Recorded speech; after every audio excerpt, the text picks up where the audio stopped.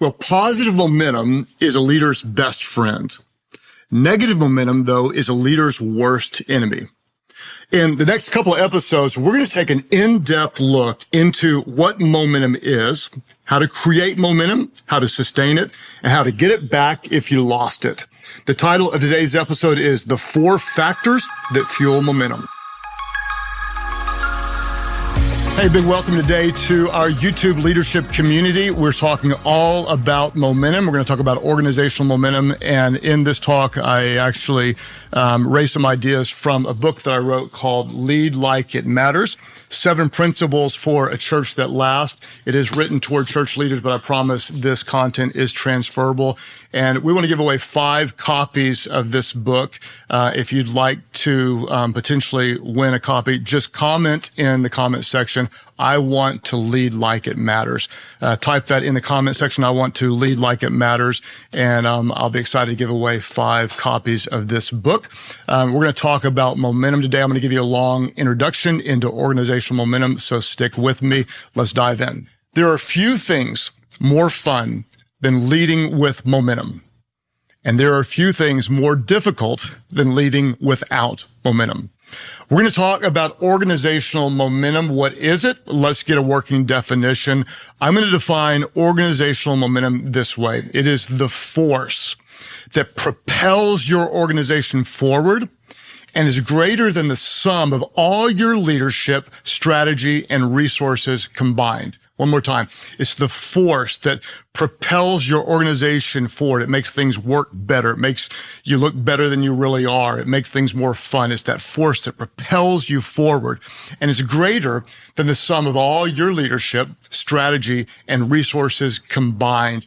Momentum, it represents the collective energy and alignment of 4 very specific factors. And if these 4 factors are in place, then your team is ripe for momentum.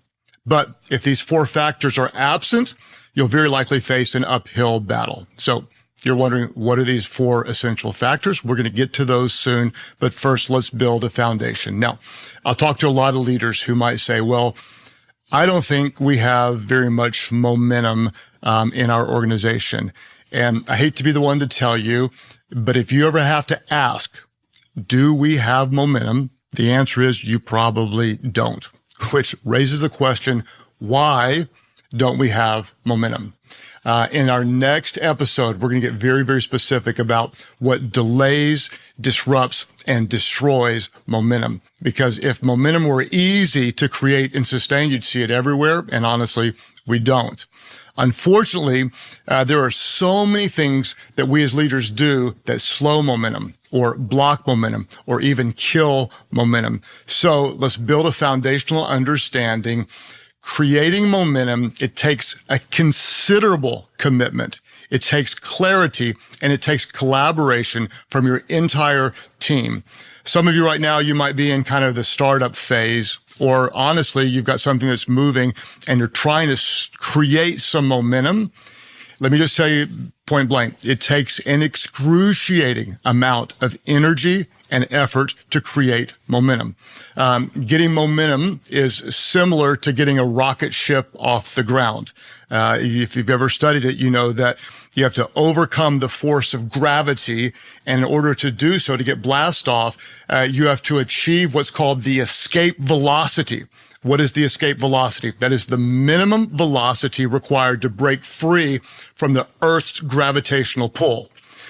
What you have to do if you're getting a rocket ship off the ground is you use a disproportionate amount of fuel to get off the ground. That's the bad news. The good news is once the ship is in orbit, the engines can throttle down and sometimes all the way to off. Why? Because the momentum gained during blast off is enough to continue the rocket forward with no thrust at all. So when you're trying to create momentum, what are you going to do? You're going to invest what feels like a disproportionate amount of time and energy to create what feels like minimal movement at first. Don't give up. Why do you have to bring all this energy? And the reason is because you have to overcome the gravitational pull of 4 organizational forces. What are those forces that tend to hold you back? The forces that hold you back would be what's known, what's safe, what's easy, and what's comfortable. People like to do what's known. They like to do what's safe. They like to do what's easy. They like to do what's comfortable. And that's precisely why, to get momentum, you're going to likely need to change what you do. Because if you do what you've always done, you're going to get what you always got. So to gain momentum, you have to invest more than what may seem appropriate. I'll give you an example. We started Life.Church in 1996. And it was more difficult to get going than I could ever describe to you. So here comes we walked barefoot both ways in the snow uphill story. And I'm just going to tell you without apology. When we started, we had no money. Okay. We were going to launch a nonprofit. And in order to have a nonprofit, you actually have to pay an attorney to create a nonprofit. But we had no money to pay the attorney to create the nonprofit. We had no place to meet. We had no equipment. Another church's Sunday school class loaned us chairs and an overhead projector. If you don't know what an overhead projector is, you can just thank God. You can Google it and you can find out what it is. We had no offering plates for the first service. And so when they gave an offering, we had no bank account to put it in. We had no office, no church phone. My home phone number, back when phones connected to the wall, that was our office phone number. We had nothing. And so it took so much work to get any kind of movement. And we had almost no momentum. We started in a 2-car garage, and then we moved into an elementary school, and then eventually we moved into a 7,500 square foot bike factory.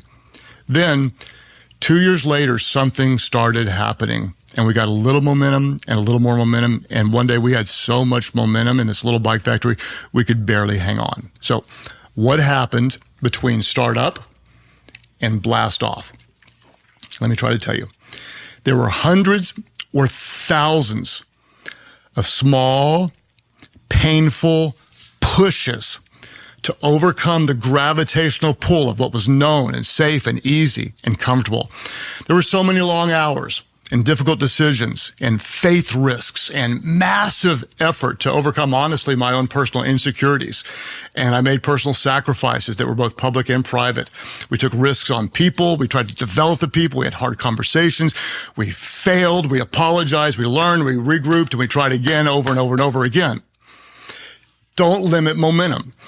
You're going to have to put more into it than you could ever imagine. And when we talk about momentum, I want to encourage you, just as a side note, don't just think about your professional life. You can have momentum in different areas of your life. Let's talk about them. You can have professional momentum. You can have personal momentum. You can have financial momentum. You can have physical momentum in your health. You can have momentum in your marriage or parenting. You can have friendship, relational momentum. You can have ministry momentum. You can have spiritual momentum. So before we move on, and we're going to talk a lot about this, I want you to name the area of your life you'd like to see momentum. Before we move on, I want you to think about it. Is it financial momentum? Is it relational? Is it in your health? Name the area of your life that you'd like to see momentum, and then listen to the remainder of this talk through the lens of where you want to see momentum. You have it? Okay, let's go. Let's talk about the 4 factors that fuel momentum. What are these 4 factors? Momentum is always ignited by vision, activated by faith, supported by systems, and sustained by grit. One more time. Momentum is always ignited by vision, activated by faith, supported by systems, and sustained by grit. Momentum, number 1, is always ignited by vision. In your life, your leadership, your family, what do? Here's your action statement. You inspire action with an unwavering, white-hot vision to fulfill your mission. Let me say it again. You inspire action with an unwavering, white-hot vision to fulfill your mission. Why? Because the very essence of great leadership is a compelling vision. This is so important and so often overlooked. One of the biggest mistakes most leaders make is to undervalue the power of vision. So I would ask you, leader, what is your driving vision for your business? Or pastor, what is your God-given mission for your church? or spouse? Like, what is your dream for your marriage, for your family, for your legacy? I'll quote a Bible verse. Proverbs 29:18 says, where there is no vision, the people perish. There's this different version I like that says, where there is no vision, people wander quickly away. And you've seen this. Your kids wander without a vision. Your staff, they wander and they do what's easy or what they've always done. That's why I want to encourage you to lead every meeting, every gathering, in every scenario. Lead with vision. When you think you've shared too much vision, that's when you're just getting started. Why is this so important? Because vision leaks and culture drifts. People tend to forget what you told them. They forget what's important. Vision leaks and culture drifts. So you always lead with vision. I just want to tell you, if you lack momentum right now in your organization, it's very likely that you lack vision. It doesn't mean that you don't have it, but your team doesn't know it. They're not embodying it. You have to remember, what is leadership momentum? You want it. If you want it, your whole team needs to understand the vision. And what you want to do is you want to cast such a compelling vision that fear becomes irrelevant. What's your vision? You want some financial momentum? Get a vision to be debt-free, or get a vision to give 20% of your income, whatever it would be. You want marriage momentum. Well, get a vision to be spiritually intimate. You're going to pray together or be in a life group or get counseling, whatever it is. You need to be vision-led. So what do you want your vision to be? Your vision must be clear, consistent, and compelling. You got to be very, very clear. You got to consistently communicate it, and it must be compelling. What does your vision do? Your vision gives your team the why behind every what that you're compelled to accomplish. Now, I want to warn you, the more compelling your vision is, the more progress you'll make. The more progress you make, the more options you'll have. The more options you have, the less focused you'll be tempted to be. And the fastest way to lose momentum is to lose your focus. You have to remember, momentum is always inspired by vision. Number one, momentum is always inspired by vision. Number two, it's always activated by faith. You, as a leader, you have to believe that what you're called to do is both imperative and it's possible. It's both incredibly important and must happen, and it's possible to do. And so the action statement for number two is this. What do? You lead with a third line crossing, big thinking, risk-taking faith. Let me say it again, because that's a mouthful. You lead with a third line crossing, big thinking, risk-taking faith. Now you're going to say, what is a third line crossing, Craig? Okay, hang on. We're going to get there. Let me talk to business leaders. Business leaders, you might have some excuse as to why you don't have momentum. Like you can't compete with the big guys. You don't have the resources to advertise. You can't succeed in these complicated economic conditions or whatever. The same would be true for pastors. You're going to say, well, at our church, people don't give much. They're just not generous. Or small groups don't really work at our church. Or we can't grow a church in this part of town. And I just want to remind you that you can make excuses or you can make progress, but you cannot make both. If you don't believe something is possible, you will prove that it's not. You have to have faith. Momentum is activated by faith. Now, why do you need what I call third line crossing, big thinking, risk-taking faith? What is third line crossing? I wrote about the third line in my book, Lead Like It Matters, and I'll try to explain it as simply as I can. In every organization, there are levels of emotional or missional buy-in. How bought in are your people?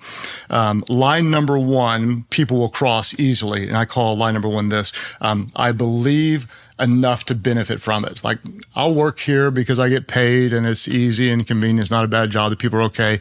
I believe enough in the mission to benefit from it. That's line one. Line two, some people will cross, and that is, I believe enough to contribute comfortably. All right, I'll go to the extra meeting. Okay, I'll put in a few extra hours. Okay, I'll do your dumb team building activity or whatever it is. I believe enough to contribute comfortably. Line three is where momentum begins. And that's when you have people who would say, I believe enough to give my life to it. It's not line 1, I'm here to benefit. It's not line 2, I'll give comfortably.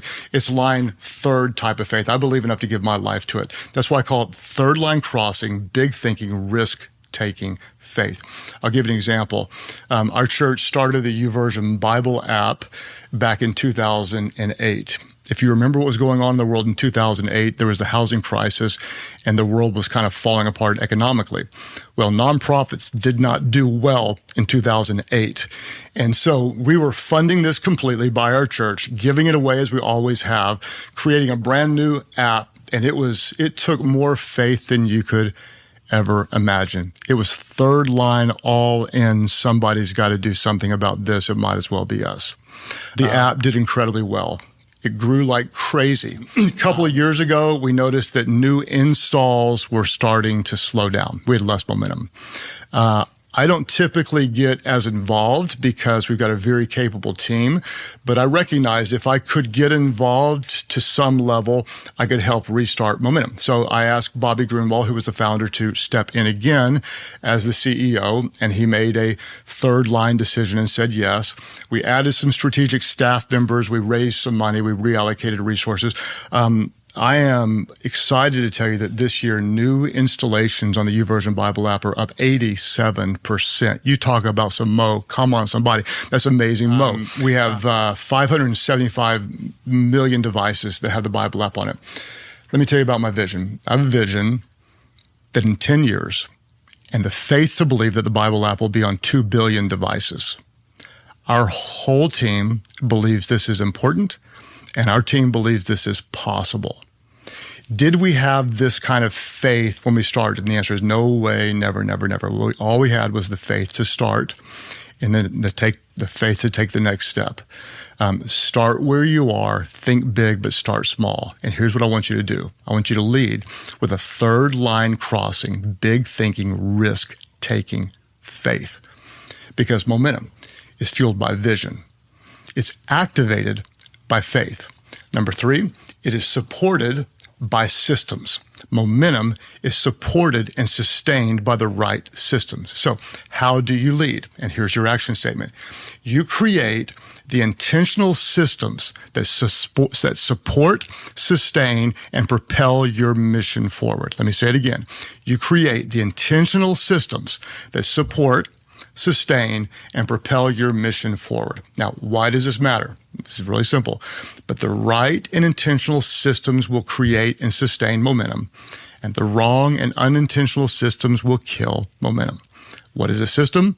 A system is simply how you accomplish your what. It's who does what, when, and how. For example, yesterday I taught at something we call Inside Out. This is a 2-day training event for our new staff members. This is a system.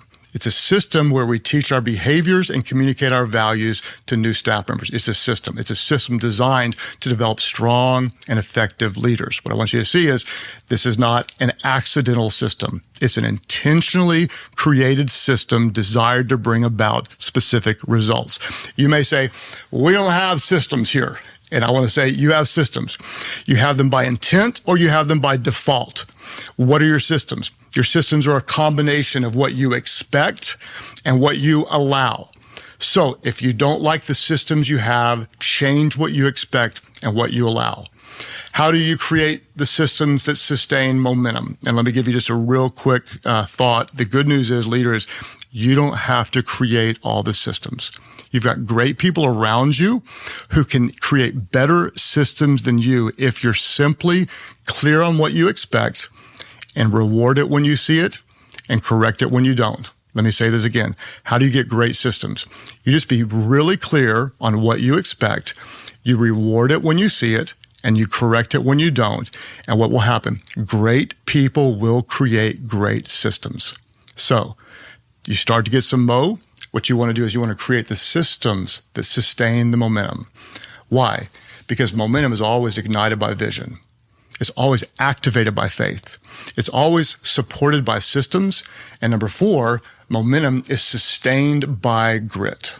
Here's your action statement. As a leader, you're compelled by a white-hot vision so intense, it produces a grit that won't quit. One more time. You're compelled by this driving, white-hot vision that is so intense, it produces a grit in you that never quits. If you ask me, just my opinion, what's one of the most important qualities in leadership today, I would answer it this way, that the key ingredient in most successful leaders is not their knowledge, not their skill, not their desire, but their resilience. Resilience matters so much. Now, what is resilience? Well, according to ChatGPT, who never lies, here's the definition of resilience. Resilience is the ability to bounce back, to thrive in the face of adversity. So in your leadership, you're not just surviving, you're thriving. You're not just bouncing back, you're bouncing forward. And I think if we look objectively, many people would say that resilience is kind of a less common trait today than it was in the past. So how do we grow in resilience? Well, I'm going to do an entire talk on this that I'm working on right now, but to keep it really, really simple, we're going to start with mindset. Mindset matters so much. And what I want you to understand is that when you go into leadership, it's not for your benefit. It's never going to be easy. You go in understanding it's going to be incredibly difficult. And you need to know that. Leading people will both be a gift and it will be a grind. Living out your calling, it is a thrill and it's also a burden. Making a difference, it's going to be exhilarating and it's going to be exhausting. So if leading and serving people isn't your greatest gift and your greatest burden, you probably aren't doing it right. One more time. If leading and serving people isn't simultaneously your greatest gift and your greatest burden, you probably aren't doing it right. So whenever you're tempted to quit, and you might be, remember why you started. And this takes us all the way back to vision. Sometimes the most courageous thing you can do is just show back up. Now, I want to review briefly, and then I'll share a little bit more on grit and share my heart with you. 4 factors that fuel momentum. What is momentum? Momentum is ignited by vision. You inspire action with an unwavering, white-hot vision to fulfill your mission. Momentum is activated by faith. You lead with a third line crossing, big thinking, risk-taking faith. Momentum is supported by systems. You create the intentional systems that support, sustain, and propel your mission forward. And momentum is sustained by grit. You're compelled by a white-hot vision so intense, it produces a grit that won't quit. Someone asked me recently, they said, Craig, how have you stayed passionate for so long? And the answer is it hasn't been easy, but if I could just be very simple in my response, I would say it's because what I do isn't about me. And I'll share a little more openly now than I normally would on this podcast.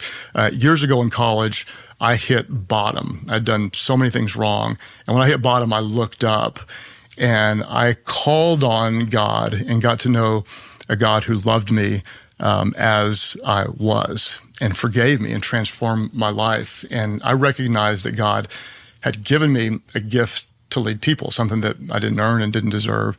And so one of my callings is to leverage it and use it to help other people get better.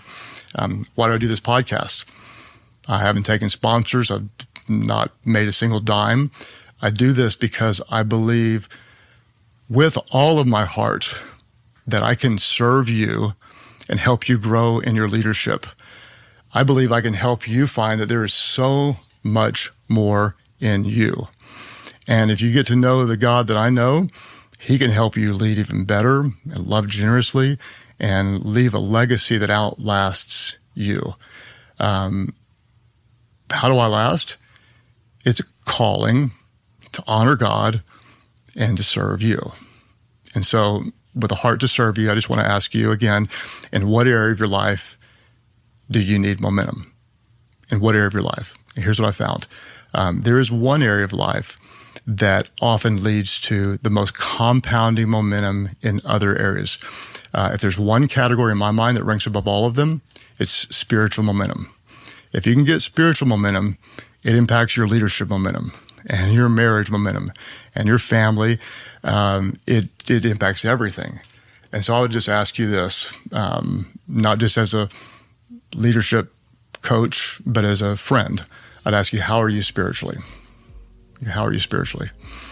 Some of you, if you were close to God in the past, but you're not now, I would just encourage you to turn back to him. And if you've never called out to him before, I would just encourage you to call out to him because he's there. Scripture says that if you seek him, you will find him. And when you find him, he'll love you, he'll strengthen you, and he'll sustain you and help you do more than you could imagine, glorifying him and serving people. I believe God wants to do more if you get some spiritual momentum to serve him and to serve others. And I share that because I care about you. Next month, we're going to look at what we do to inadvertently kill momentum. Watch for a bonus interview dropping in 2 weeks on August the 17th. And the first Thursday of next month, we're going to talk about 4 ways to jumpstart momentum. Be sure and get the leader guide. Go to Life.Church/leadership podcast. And if this content is helpful to you, please invite others to be a part of our community. And whatever you do, hey, let's do it. Let's get some mo. Keep growing because we know that everyone wins when the leader gets better.